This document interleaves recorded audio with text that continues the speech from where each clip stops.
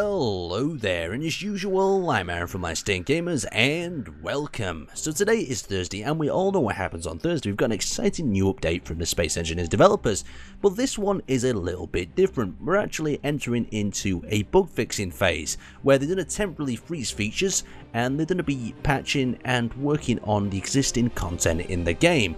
Now, you can only imagine if they just kept adding on features, they would just keep adding problems, so hopefully this will allow them to stabilize and fix some of the problems. I'm going to continue to cover the fixes, even though the fixes are now considerably less visual than when they add new content, and the majority of the features in this week I can actually count on both of my hands. There's 10 in total, as well as 2 balancing features, and I'll give you a link to them so you can quickly read through the list. Nothing too major, but they're all nice little things that can be adjusted and fixed. Now, I want to move on to the main part of this video, that is taking a look at the post that Marek did introducing this bug fixing period, as well as showing off a little bit about planets. So now that you guys know they're moving into a bug fixing stage and freezing some of the features, let's take a look at the Little Planets teaser, the unofficial one that they actually released. Now, this looks like it's been captured on a screen, and you can see that there's a red ship here falling out of the atmosphere and colliding with the planet itself. It looks like the thrusters are off, so it's providing no resistance, and you can only imagine the gravity of the actual planet itself is pulling it down.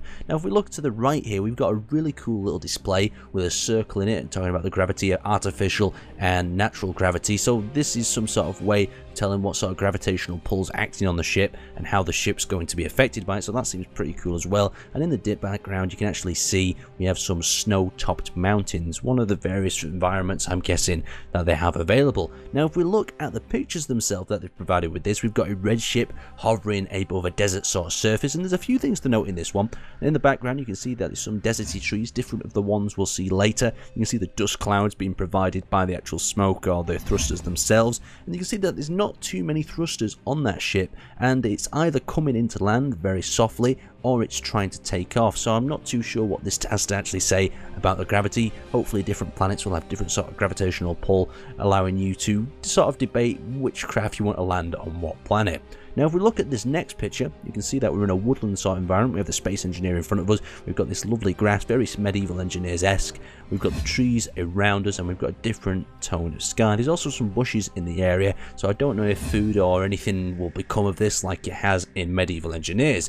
But anyway, I thought we'd have a quick look at that. And now that we're entering into this stage, I think it's really important that we voice our views and we tell the problems that we're having to the developers. So you can either hop onto the forums, that's a great source of getting some feedback, or you can even comment it in the bottom of the video and I'll do my best to relay it back onto the developers themselves. Now, as a final topic I would like to cover is I might be having an interview with the developers about planets at an upcoming date. So if you guys would like to have some questions or have something answered, then feel free to leave it in the comments below as well. As usual, I'm Aaron, and I'd like to thank you guys for watching.